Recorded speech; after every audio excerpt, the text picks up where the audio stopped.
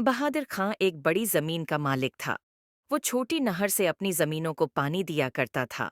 उसकी शादी हुई तो उसकी जिम्मेदारियां बढ़ गईं। उसने अपनी मदद के लिए एक मुजारे को रख लिया।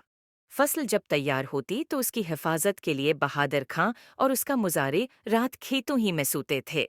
एक मर्तबे इतनी बारिश हुई कि बहादुर खां की खशक जमीन भी सरसब्ज और शादाब हो गई। वो इसे अपनी शादी की खुशबख्ती तसव्वुर करने लगा। फसल पककर तैयार हो गई थी। बहादुर खां और मुजारक खलियान में रात गुजारने के लिए रखे हुए थे। आस की बीवी सरी शाम ही रोटी दे गई थी। थोड़ी देर बाद बहादुर खां का दोस्त आ गया और उसे अपने अजीज की शादी में चलने की दावत दी। बहादुर खां ने मुजारा से कहा, खलियान की हिफाजत करना और मेरे जाने के बारे में किसी से कुछ न कहना, ये न हो कि किसी चोर को इल्म हो जाए, जारी है। इस वक्त बहादुर खां के पास 100 रुपए थे। वो इसी वक्त अपने दोस्त के साथ इसके गांव चला गया। रात गहरी हो गई थी। मजारा ने आग सलगाई तो तेज हुआ से एक चंगारी उड़कर खलियान में जा पड़ी, जिससे खलियान में आग के शाले भड़क उठे। बेचारा मुजारी आग बुझाने के दौरान में खुद भी जलकर राख हो गया। अगली सुबह जब बहादुर खां की बीवी रोटी लाई तो ये देखकर हैरान रह गई कि सारा खलियान राख का ढेर हो गया है। मुजारा की लाश देखकर वो यही समझी कि उसका मियाँ भी आग में जलकर मर गया है। इसने रोना पैटना शुरू कर दिया। लोगों ने आकर उसके रोने की वजह पूछी तो उसने बताया कि रात खलियान के साथ मेरा शोहर भी जलकर मर गया है। लोगों ने मुजारे की लाश को बहादुर खां की मीत समझकर दफन कर दिया। चंद दिन बाद बहादुर खां शादी से लौटा तो आधी रात का वक्त था। घर के सब लोग सो रहे थे। जैसे ही बीवी की नजर उस पर पड़ी, वो समझी कि मियाँ के रूप में भूत आ गया है। वो डर के मारे चलाने लगी। आस की चीखों पुकार से घर के और आसपास के लोग जमा हो गए और पूछने लगे कि क्या हुआ, क्यों चला रही हो। बीवी ने बताया कि मर्दे का भूत आ गया है। बहादुर खां ये सुनकर बहुत हैरान हुआ कि उसे मर्दा कहा जा रहा है। वो लोगों से खौफ ज़दा होकर वहां से भागा और कब्रिस्तान जाकर दम लिया। उसने सोचा रात का वक्त यहीं गुजार लूं, सुबह के वक्त जाऊंगा ताकि दिन की रोशनी में लोग पहचान लें। बहादुर खां का भूख से बुरा हाल था। सुबह सवेरे कब्रिस्तान से निकलकर गांव की तरफ रवाना हुआ। जिस वक्त वो गांव पहुंचा तो एक आदमी वहां से गुजर रहा था। बहादुर खां चपके से उसके पीछे चलने लगा और कहा, भाई मैं भूखा हूँ, कुछ खाने को दे दो। इस आदमी ने जब देखा कि ये बहादुर खां है तो खौफजदा हुआ, एक चीख मारी और दम तोड़ गया। ये माजरा देखकर बहादुर खां डर के मारे दोबारा भागकर कब्रिस्तान में छिप गया। लोग इतने में एक आदमी को दफनाने आ गए। जब उसे स्पर्द खाक कर दिया तो खैरात की खजूरें बांटने लगे। एक आदमी बोला, पहले गिन लो कि कितने लोग हैं, फिर इस ही हिसाब से बांटना। दूसरा बोला कि 100 लोग तो जरूर होंगे। बहादुर खां बोल उठा, 100 आदमियों को तो बाद में देना, पहले मुझे मेरा हिस्सा तो दो।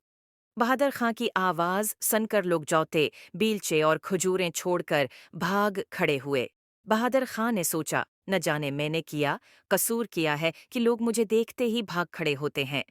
भूख का मारा था ही खजूरों पर टूट पड़ा। आधी रात हुई तो क्या देखता है कि एक आदमी काले कपड़े पहने इसी आदमी की कब्र पर आया और कुछ पढ़ने लगा, जिससे कब्र फट गई और उससे मर्दा बाहर निकल आया। बहादुर खां समझ गया कि ये जादूगर है। उसने सोचा, क्यों न जादू सीख लूं। आस ने पीछे से जाकर जादूगर को पकड़ लिया। जादूगर ने कहा, मुझे छोड़ दे।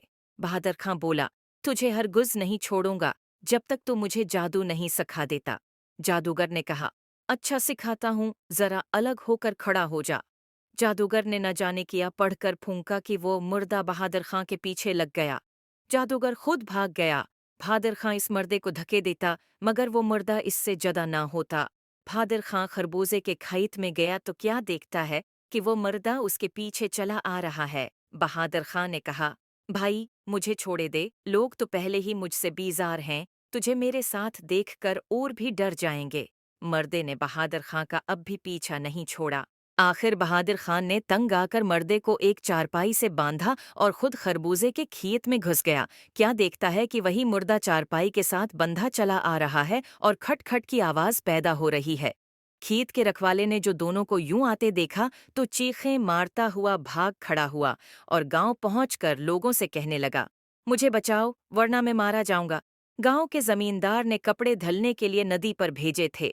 आन दिनों लोगों पर बहादुर खां का खौफ बुरी तरह सवार था। चंद लोग कपड़े लेकर नदी पर पहुंचे। अभी वो कपड़े धो ही रहे थे कि बहादुर खां भी प्यास बुझाने नदी पर आ निकला। उसे देखते ही वो लोग कपड़े छोड़ छाड़ कर घोड़ों पर सवार होकर सरपट भाग निकले। जल्दी में वो रस्सी भी न खोल पाए जो मेखों से बंधी थी। रास्ते में मेख जब उनकी पुष्ट पर लगती तो वो यही समझते कि बहादुर खां उन्हें मार रहा है। आखिर वो जख्मी हालत में गांव पहुंचे। बहादुर खान ने ये सूरत-हाल देखी तो सोचा कि इस दोस्त की शादी ने तो मेरी जिंदगी अजाब में डाल दी है, मुझे उससे मिलना चाहिए। चुनांचा वो रात के अंधेरे में दोस्त के गांव की तरफ रवाना हो गया। दोस्त के पास पहुंचा तो तमाम माजरा उसे सुनाया। उसका दोस्त उसे लेकर उसके घर आया और घर वालों को हकीकत से आगाह किया। उन्हें समझाया कि इस रात को जलकर मरने वाला बहादुर खान नहीं बल्कि घर का मुलाजिम था। घर वालों ने बहादुर खां को जिंदा देखकर खुदा का शुक्र अदा किया। बहादुर खां को अपनी गलती का एहसास हो गया। न वो बगैर बताए घर से जाता, न उससे ये दिन देखना पड़ता। इसने आइंदा ऐसी हमाकत करने की तौबा कर ली।